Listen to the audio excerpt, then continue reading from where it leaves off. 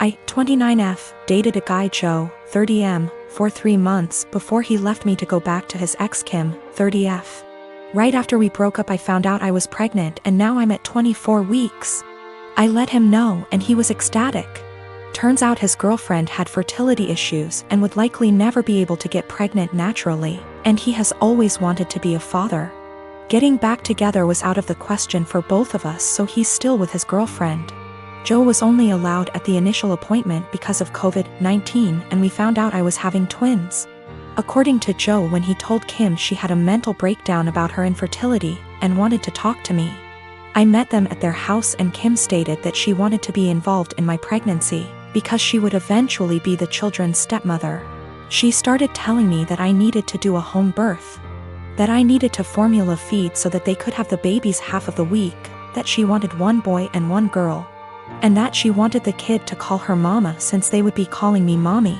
I shut her down and said I would make the best choices for my children and my body and left. Kim continued to be overbearing and texting me every day about my eating habits, exercise habits, and ing about how her job wouldn't let her take maternity leave. At the virtual genetics counseling appointment, she attended instead of Joe and took over the whole meeting trying to talk about her family history, which wasn't relevant.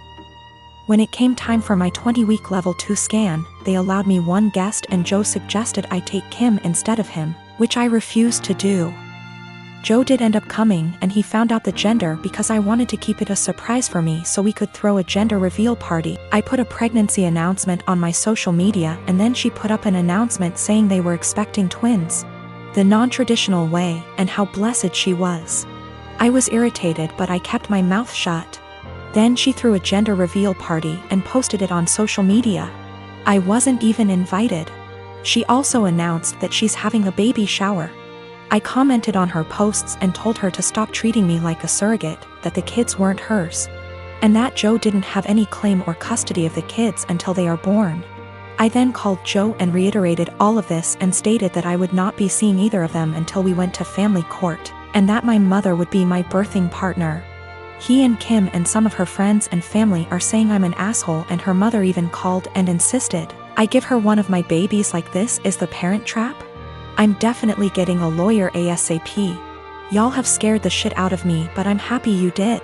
We used condoms because I do not react well to hormonal birth control, and I had to wait to get a non-hormonal IUD because of other medical issues. The Thursday I posted this, I went to the police and they stated that there was nothing they could do because a crime hadn't been committed.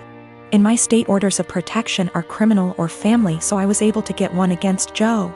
On Friday, I did get a lawyer and they let me know in my state there was nothing I could do as far as custody before the babies are born. So I will be leaving my state soon to ensure that this isn't my baby's home state and I can't be charged with anything. Kim came to my job, damaged my car, and broke a bunch of office windows. I work with kids, so she was arrested for not just the criminal damage and trespassing but also child endangerment, so hopefully that works in my favor. Also, if Joe did it on purpose, I don't think Kim knew, because she was screaming at me about how I stole her life and everything I had was supposed to be hers. I have orders of protection against both Kim and Joe. I left the state anyway and Joe and Kim started harassing me again because there's no legal jurisdiction when you leave the state.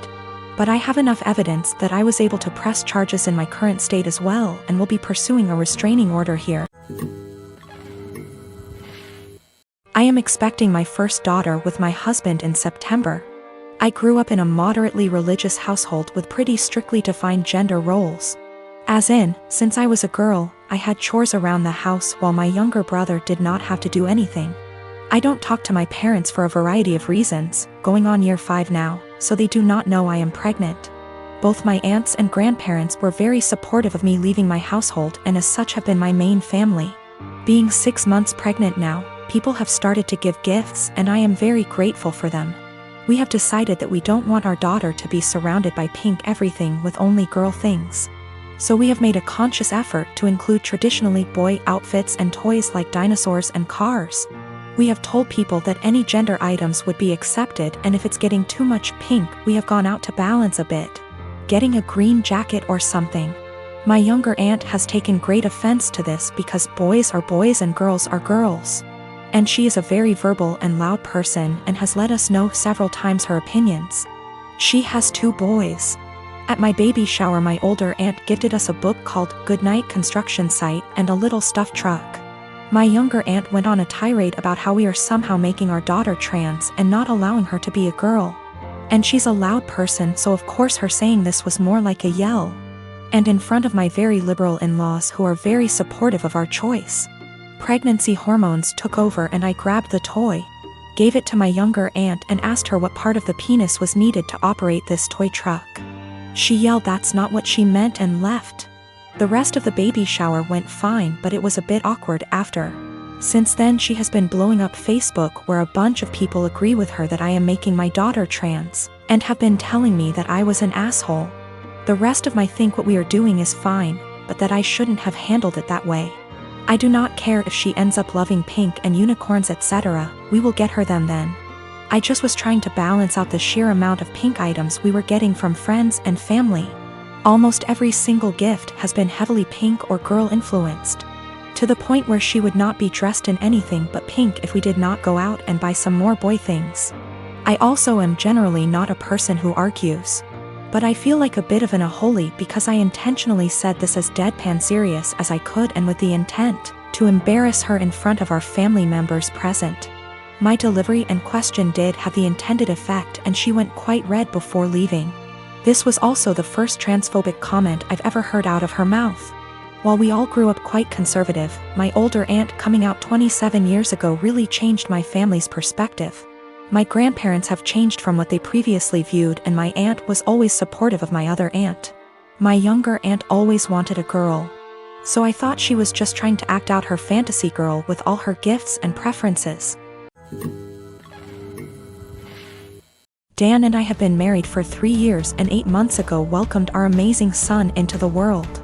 He was very planned and wanted and motherhood had been transformative for me. I was able to take for 1/2 months maternity leave before going back to work. Without going into too many details, we both work white-collar jobs that require professional attire. A normal workday look for me is a skirt or pair of slacks, a silk blouse, pumps or boots depending on the weather. But always with a heel because I'm 5'0", maybe a blazer if I have a big meeting. Dan wears a suit almost every day. I also style my hair and do some makeup for work every day. This is what I wore before our son was born and what I continue to wear. Dan and I are pretty even in sharing parenting duties. I tend to take mornings because I'm more of a morning person than Dan. A normal morning for me starts early, short workout, shower, get baby up, get baby ready and baby off to Dan because the daycare is on Dan's way to work. I'm normally dressed at the tail end of this process, but I keep my robe on over my clothes in case my son wants to give my outfit something to remember him by on our way out the door. For the last month or so, Dan has been more irritable than normal in the morning. There have been side comments if he gets up and I'm drying my hair or getting dressed. Basically, if I'm not 100% focused on my son in the AM. Our son is happy playing and supervised, so I just chalked it up to morning moodiness, but it's been getting worse. Last night, I brought it up in what I thought was a neutral, non-confrontational way. Basically his answer was this: his mom was 100% a mom after her kids were born. She gained a fair amount of weight after she had kids and never tried to lose it. She wore sweatpants every day and works a job where she wears a uniform, so if she wasn't in her work uniform she was in sweats and a t-shirt. She never did her hair or makeup. Her entire identity was being a mom, and she shared with me how hard it was to watch her kids start their own lives. Dan thinks I don't care about our son as much as he does since I worked on losing the baby weight and still put effort into my appearance. I feel like keeping this part of my identity actually helps me be a better mother. I love my son, but I'm still me and I still have the things I like to do. Dressing well my identity actually helps me be a better mother. I love my son, but I'm still me and I still have the things I like to do. Dressing well, blowing out my hair and doing my makeup are therapeutic to me. Now that being said, my son is my life, and if I knew that not doing those things but guarantee him a happy, healthy life, I would stop immediately. I told Dan that my son and I have our morning routine and he gets lots of time and attention before I go to the office. Dan said he wasn't looking to fight, but he just wanted me to think about my priorities and my time management. I met this guy about 18 months ago, and we've been together since. He knows about my employment history, and he said that he has no issue with it. Though he did ask me to tell his family the white lie I occasionally use on my CV and stuff, which is that I was a waitress. A month ago we found out that I'm 2 months pregnant. He says this is great news, and we should move in together. I assumed he'd be moving into my place because he rents his far smaller 1-bedroom flat while I own mine. And I have room for a baby's room while he doesn't. Also, I really don't want to leave my flat. It's my flat, I love it, I could see myself living here for the rest of my life. And I don't want to lose the security of owning a flat and have to go back to paying rent or a mortgage each month. However, he then said that he didn't want to move into my place, and said I should sell it and we buy a place together. I said that I like my place, it means a lot to me that I was able to buy it. And it represents years of working my arse off scrimping and saving. He then said that he understands all of that. But we should be living together by the time the baby comes, and he didn't want to live in my flat. I asked him why not. It's a great flat, it's central to everything, it's spacious, it's got room for all his stuff. There's a daycare in the building, run / owned by another tenant, and a school 5-minute walk away, the list goes on. And he said that he didn't want to live in a flat that was bought with stripper money. That really pissed me off, and I told him no. Way am I selling my flat, and that he never had an issue with my stripper money paying for this flat before now.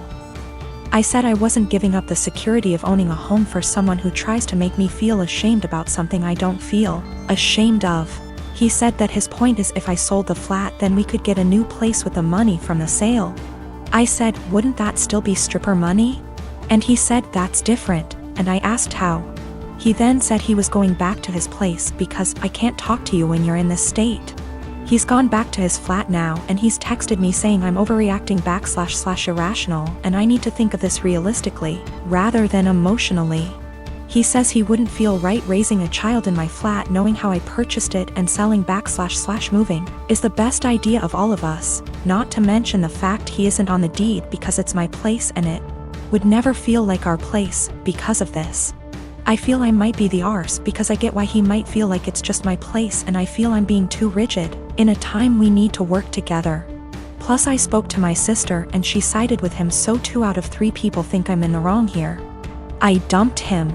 There was a whole conversation, and during the conversation he said he didn't want to be a parent if I wasn't willing to do everything he wanted, including sharing a house back / deed, plus staying together. Also, at the start of the conversation I said what a few people suggested, which was that I'd be willing to sell and split the house with him, provided he paid 50%, and he got very, very angry. Very, very quickly. He also said a few other things, how it's all going to pan out just yet, but it looks like I'm going to be a single mother.